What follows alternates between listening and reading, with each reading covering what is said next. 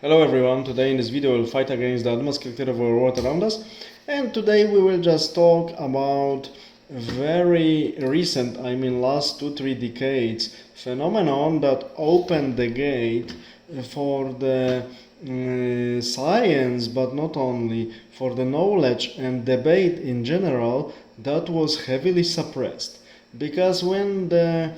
things like newspapers, scientific journals, publishers, everything was in print, so there was much more than now physical limit of this what could have been printed out and distributed among people. Of course, it was not a complete limitation for some non-standard theory or non-standard knowledge or even fringe knowledge, but it was much more problematic than now. Internet and for especially public activity like columnists and so on opens almost unfinished possibility of publishing the content, especially the content which is not in agreement with current views, which is also good that even fringe content can be published. Yeah, I know that there is a lot of nonsense and crap published around, but not everything that is fringe, especially with respect to revision of our views of some phenomena or historical events, not everything what's published and labeled as fringe is not worth discussion. And with respect to science, especially online journals, that everything goes online, and there is an open access way of publishing for the last 30 years, and they are big open access publishers like MDPI or Frontiers companies, holdings actually.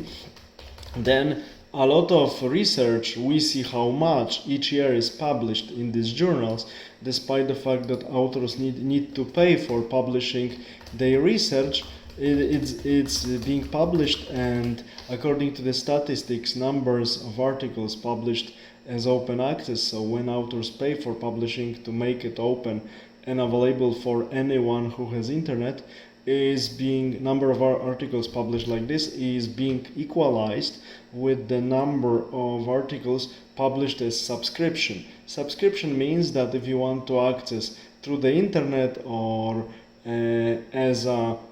subscriber the article from the journal you are interested in, you need to pay. Either you need to pay for the being able to download the PDF or the file with the article, or you need to pay for the subscription and the proper number of the issue you are interested in, you want to read, will come to you, as we were subscribing, and still some people are subscribing, some newspapers, some magazines, let's say like this. And currently, when the number of open access articles it's growing rapidly,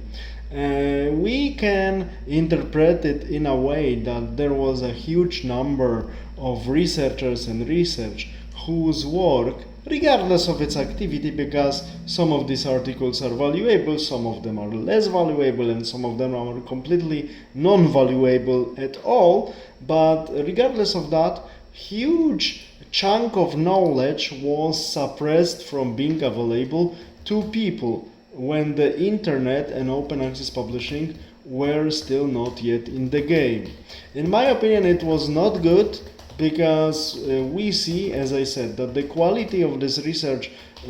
or columnist content published or as vlogs and as open access is very different. It varies like hell, but at least this content is available,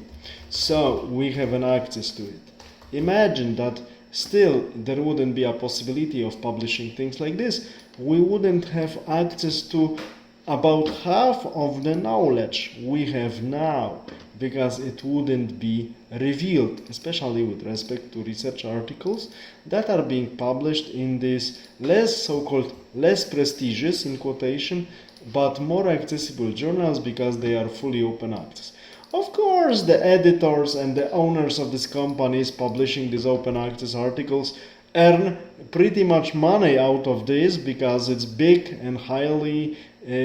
profitable business, quickly developing. But still, it's another argument confirming that there was huge need for such publishing, because if someone doesn't like you in academia, you will not publish in prestigious journal or in the journals where editors are your enemies for what reason ever. They don't like you just because, so they will not allow you and your people whom you educated, they will not allow you to publish your research in this and this article. That's why when one was reading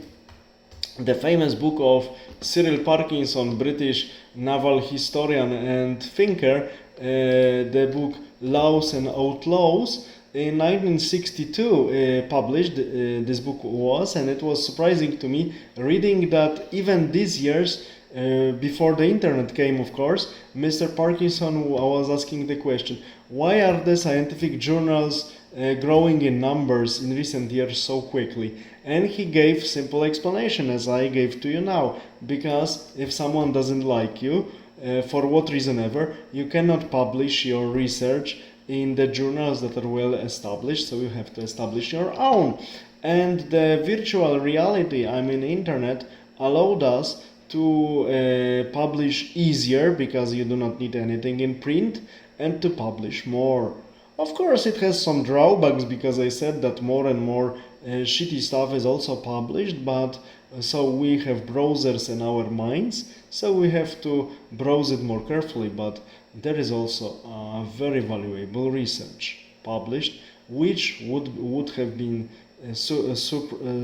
suppressed in the past. That is why I really support open access idea, and I really support development of the internet, also from the activity of columnist and journalist, because then more content is available to us, and if we have enough patience and will, we can access more information, be better informed, and make better choices in our lives. All the best. Have a nice day. Bye.